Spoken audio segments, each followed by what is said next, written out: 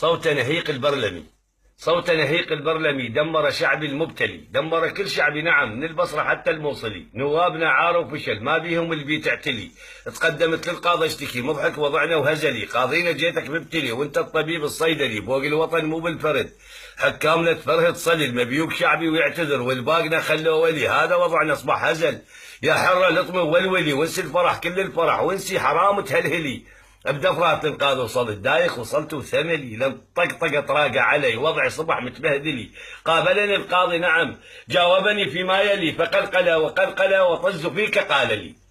قابلني القاضي نعم، جاوبني فيما يلي، فقلقل قلقل لي وطز فيك قال لي. قال احترم نفسك ولد، لا فلقك بالمعولي.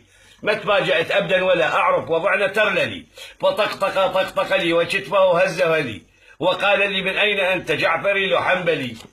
وقال لي من أين أنت؟ جعفري لو حنبلي. من يا جاب هذا الوطن؟ ذي قال له من مندلي. قلت له من هالوطن، عرج عراقي مأصلي. ثم نظر في دعوتي نظرا دقيقا حولي، فتأتأ لي وقال في تأملي عمرك قضيت أنت تعب ضيم وعذاب تعلعلي. فبصبص لي وكمان شتمني بلي، حتى الذي من حوله كدش وكلهم سولي.